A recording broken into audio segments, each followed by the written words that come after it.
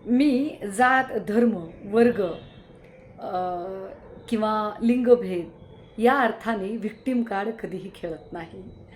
माझ्या गुणवत्तेवर आणि बुद्धिमत्तेवर पूर्ण विश्वास आहे. त्यामुळे बोलताना सुद्धा मी शब्दांची निवड फार काळजीपूर्वक करते.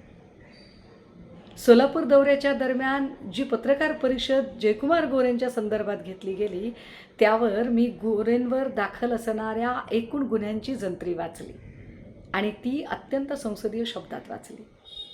पण यानंतर गोरेंचं पित्त खवळणं अतिशय स्वाभाविक होतं.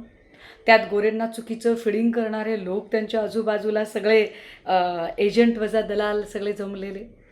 आणि मग या लोकांनी जे सांगितलं ते गोरेंनी ऐकलं. वास्तविक जे गोरे आदल्या दिवशी माझ्या ज्येष्ठ भगिनी असा उल्लेख करतात, तेच गोरे दुसऱ्या दिवशी मात्र अर्वाच्य शब्द वापरतात. मी म्हटलं ना की मी अजिबात व्हिक्टीम कार्ड खेळत नाही. त्यामुळे गोरे, तुम्ही काय कॉप्या करून पास झाल्यासारखं जे काही बोललात ते तुम्हाला लखलाप. पण गोरे, मी ज्या गुन्ह्यांची जंत्री वाचली त्यातला एकही FIR मी चुकीचा वाचला आहे का, एवढं फक्त सांगायचं. जे गुन्हे तुमच्यावर दाखल आहेत त्या गुन्ह्यांच्या कलमांमध्ये मी काही फेरफार केला आहे का, यावर नक्की बोला.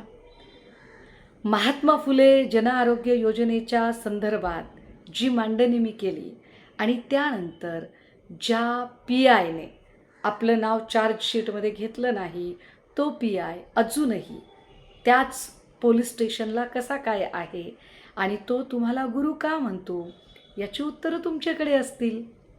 गोरे, गरज नसताना सुरुवात तुम्ही केली, त्यामुळे शेवट आम्ही करावाच लागेल.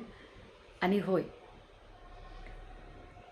शुद्धीवर राहून पत्रकार परिषद घेत चला ना, बरं असेल ते.